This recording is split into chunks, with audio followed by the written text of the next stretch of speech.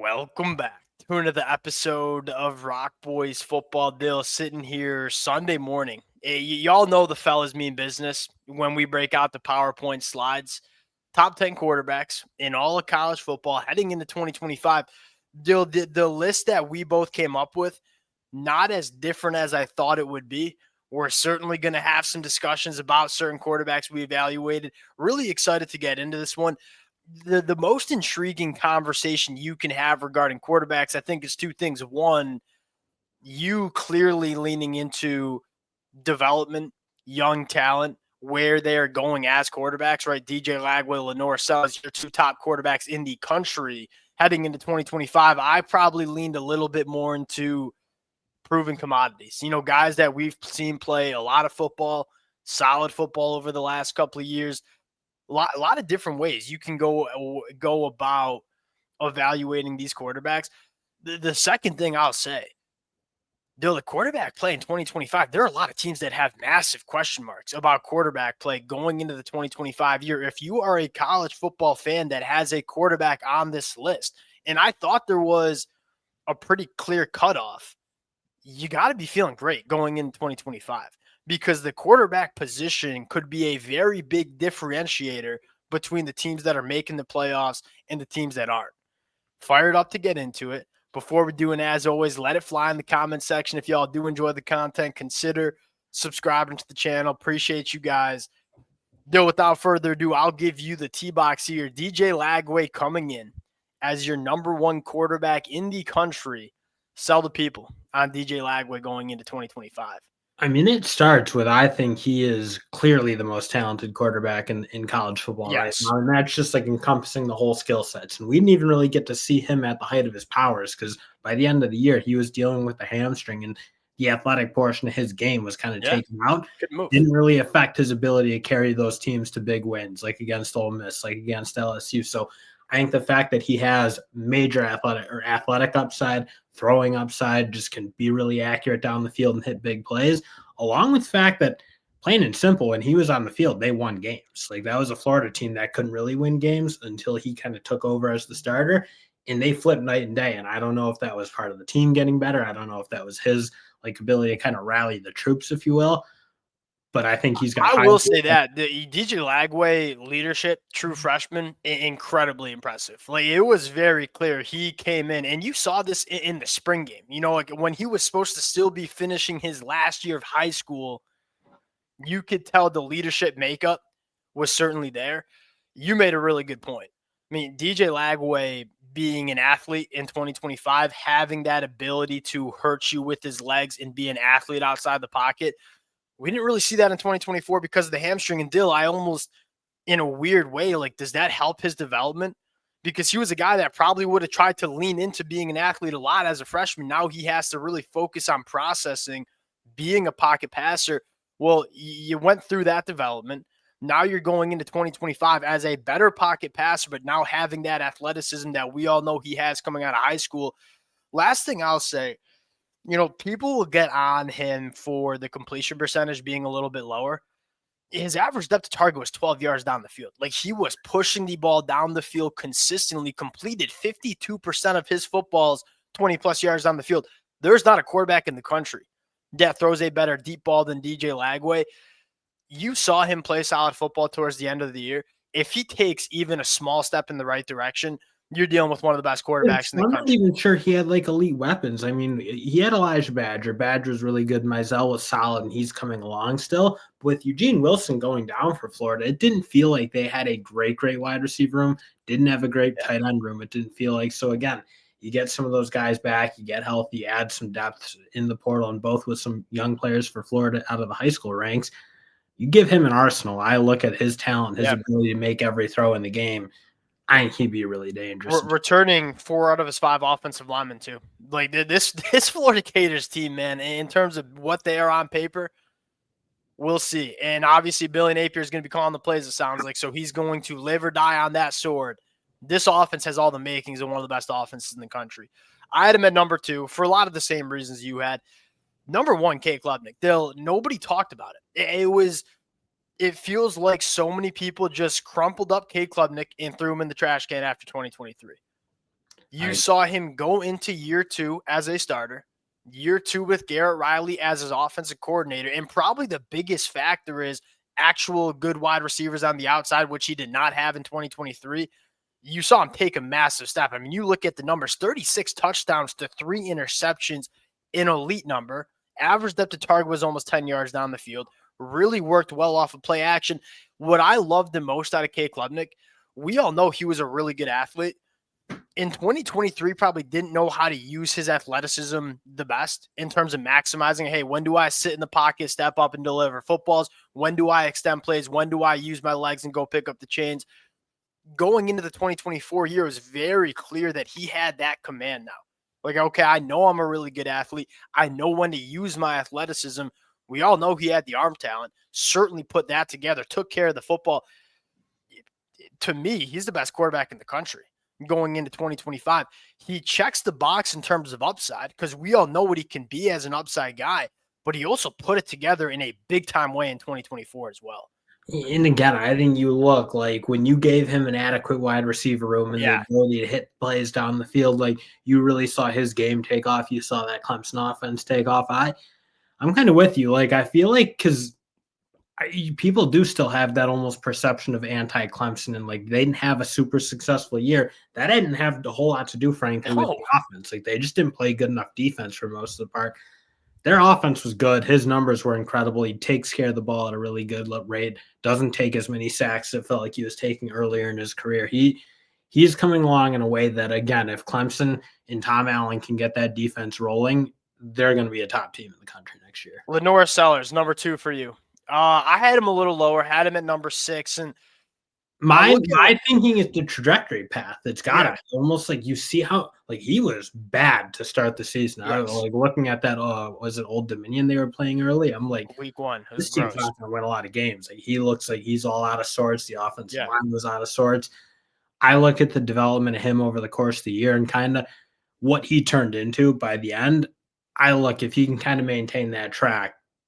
You talk about talent, he's got all of it. Yeah, and he started cleaning up some of the small stuff. You know, when to check it down. He started becoming more accurate with those short underneath passes, which was a problem for him earlier. Like, you'd see him make some high-level throws. We all know that he can make some high-level throws. Completed almost 50% of his footballs going 20-plus yards down the field. It was almost kind of like that Jalen Milroe vibe where it's like, feel like you're a little bit one-dimensional, just pushing the ball down the field. You saw him take those steps with some of that short underneath stuff. Dill, as an athlete, like I know I'm not saying any groundbreaking analysis here. He had 47 missed tackles forced running the football. That was more than Rocket Sanders. We're not just talking about a dual threat quarterback. We're talking about a legit weapon when he decides to run the football. I'm kind of with you. I left him a little bit lower because I want to see some of that stuff get cleaned up. If he cleans that stuff up, you're looking at one of the best quarterbacks in the country, bar none. Carson Beck at number 3 for me, and you have him at number 6. We actually kind of just reversed LaNorris Sellers and Carson Beck. To me, it's like people are just forgetting Carson Beck in 2023. Like, you go back to what he did in 2023. He's one of the best quarterbacks in the country. Certainly could have gone to the NFL draft. Comes back to Georgia in 2024. The offensive line was not as good as we thought it was going to be. They could not run the football. Pass catchers couldn't catch. Did Carson Beck turn the ball over and play a little bit looser with the football than he did in 2023? Yes, he absolutely did. I think that had a lot more to do with him having to be a little bit more of a hero within that Georgia offense than I think Georgia fans probably expected him to have to do. But that in itself is a little bit concerning, frankly. That's probably why I had him a little bit lower, because, like, if they do need you to be that guy and make some more plays, that's fair. You'd probably like to see him be able to do that and not turn the ball over at the right age. Yeah, I feel like he made so many big-time throws that just didn't come up, didn't get come up with. That's a huge issue, those wide receivers, my God. And this is a little bit like of a fit too, which I think matters when you're evaluating quarterbacks. Like, well, okay, where are they going to? Do they fit what that offense wants to do? Miami's going to run the football. Carson Beck off of play action is one of the best quarterbacks in the country. I look at the fit with the Miami Hurricanes as well as Carson Beck as a quarterback and say that's a really good fit in my opinion. You have John Mateer 4. I have him at 5. I feel like we both might be low on John Mateer.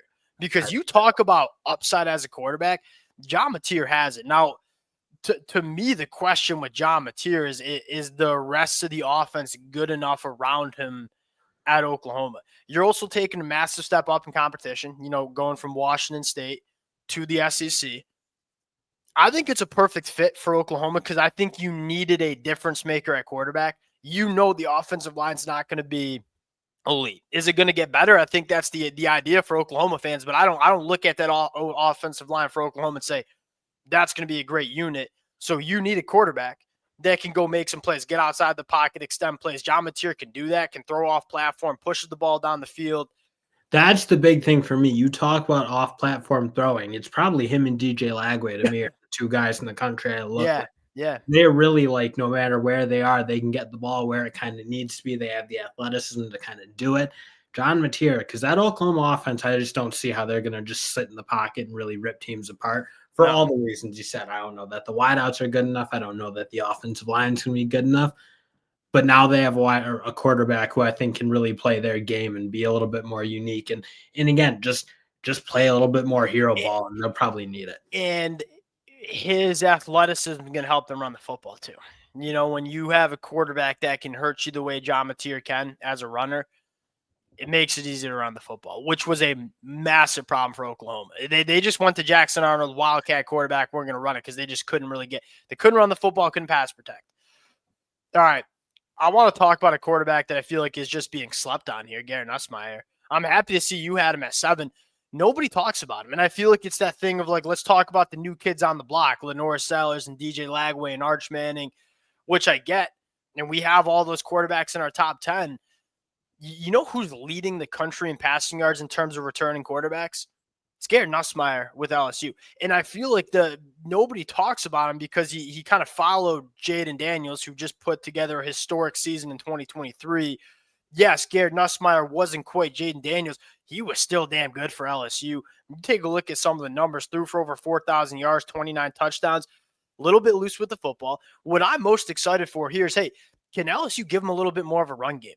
I felt like they just did not stick to the run. They didn't run the football all that effectively, but it had a lot more to do with just not running the football, period, in that offense last year. Give him a little bit of a run game. You give him some upgrades at wide receivers. Dill, we thought the LSU wide receiver room was going to be like really good in 2024.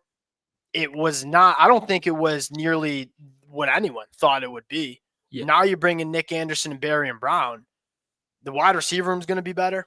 The question is, can the offensive line be as good in pass protection as they were in 2024? But if you get that, like, sign me up for Garrett Nussmeier. There's not many quarterbacks I trust more right now going into 2025 than Garrett Nussmeier down there at LSU. Yeah, because the knock is the turnovers and probably the team success. And obviously, I don't think those are both on him because you're right. When you have to throw the ball the amount he was throwing it, so much. It's really, really hard to not have. In 12 interceptions is not great, but like, they were throwing that uniquely a lot of times. It felt like each game, and everyone knew they were kind of throwing it. That's a hard way to play quarterback. So I think you're right. Like, we do sleep on them because LSU wildly disappointing, I'd say, on the season, like what they did, and also probably the turnovers. But again, a lot of that was like, as much as we look at that LSU team as saying that's a super talented team around them, I don't know that it totally was because they couldn't run the ball and their wide receivers underperformed probably. I 100% agree. And obviously the defense is getting better, but it's still not the defense that you expect to have at LSU. All right, we talked we talked Mateer, we talked Sellers. Let's talk Arch Manning, right? And look, there's a reality where Arch Manning is the best quarterback in the country. I believe he's second in Heisman odds going into the year. I just didn't want to put him in the top 5 because we just haven't seen enough of him yet. Dill, from what you did see and from what you know out of high school, like, to me, it's really hard not to put him in the top 10. And there's a real world where he significantly elevates this Texas offense going into the 2025 year. Yeah, I'm so interested to see what he can be because you kind of saw, if you go to that Ohio State game, like, if they get good quarterback play, they probably win that. I think the defense was good. I know we've talked about it, but like, they just didn't have enough dynamicness or dynamism, whatever that word would be. The quarterback spot, and Quinn Ewers was taking sacks that I don't think you wanted to see him take. He couldn't extend plays. Arch Manning's like the opposite of that, just how athletic he is, and also like a really good thrower of the football. Like, go back to the Mississippi State football game. I think his numbers should have looked a lot better. Like there were some drops on there on some deep balls. I think Jonte Cook dropped an easy touchdown. Like it probably could have been a much better stat. Here's another thing I think about with Arch Manning is when he came in at times for Texas this year, it felt like he was trying to win the job, and try to maybe like, hey, I know I'm not going to get a ton of burn, so when I'm on the football field, I want to make some things happen. Now you're like, okay, you know you're the QB1 going into 2025. You can play within the offense a little bit more. That's probably going to help him out. And at the end of the day, when you want to win a national championship, you need a quarterback that can be a gamer, that can make things happen at the quarterback spot. Quinn Ewers wasn't that guy. Arch Manning's that guy. And that's what excites me frankly, that's why I don't have him above guys like DJ Lagway, LaNorris Sellers, Cade, Mateer. Like, we know that those guys are that guy in big moments. LaNorris Sellers was awesome. DJ Lagway was awesome. John Mateer and Cade Klubnik were really good.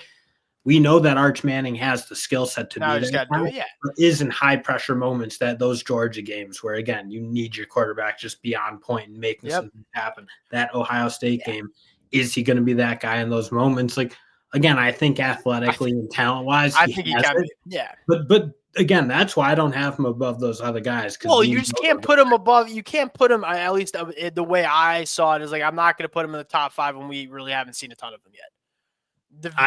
You got to see him in the big moments. Yeah, and there's a real reality where he's the best quarterback in the country. Well, I think we all know that. Sam Leavitt, dude, gamer, yeah, and that's I know that's like cliche, and you can't I can't give you all a stat to back it up.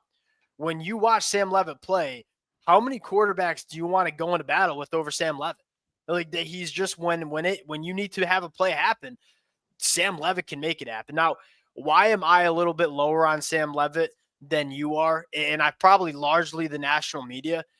I kind of want to see what it looks like without a guy like Cam Scatterbo at running back, because it was a very run-heavy offense where, look, Sam Leavitt had to do some things for Arizona State, and he did those things.